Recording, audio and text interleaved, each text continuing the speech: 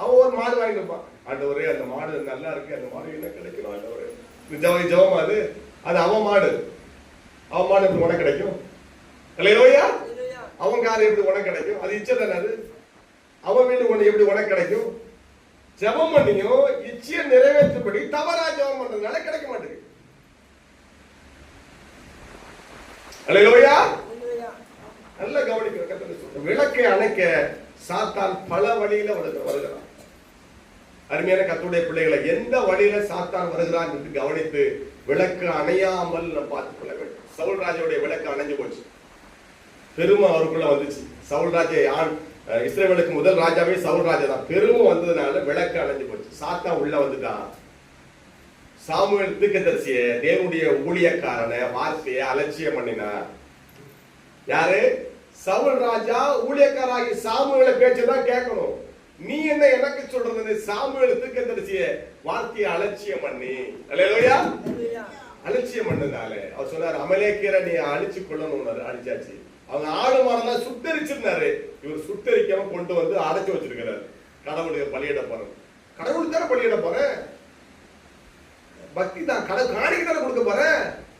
காணிக்க அசுத்தமானது எரிச்சல் கடவுள் சொல்லிட்டாரு. இப்படி விசுவாசி இருக்காங்க பாரு. கடவுளுக்கு தானே கொடுக்கணும்னு சொல்லி கர்த்தர் அருவருக்கிற காணிக்கை கொண்டு வந்து வச்சிருக்கிறாங்க. கடவுளுக்கு தான் செய்யறேன். சவுல் நானும் ஆண்டோட பிள்ளை தான் சொல்லிட்டாலே இருக்கு விசுவாசி.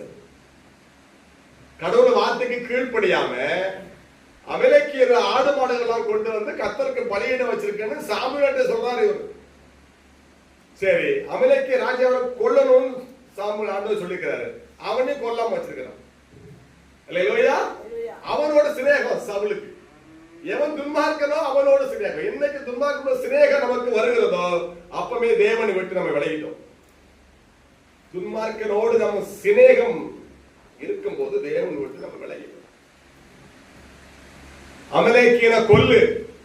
ஒரு சாமுவேல் வந்துதான் அவனை தீர்க்கதரிசி வந்துதான் அவனை கொல்றாரு. சவுல் கொல்லல. அப்ப சொல்றாரு, ராஜ்யம் ஒன்றை விட்டு விலகிச்சுக்கிறார் சவுல். சவுல் சொல்றார் சாமுவேல், கர்த்தர் உன்னை விலகிட்டார்.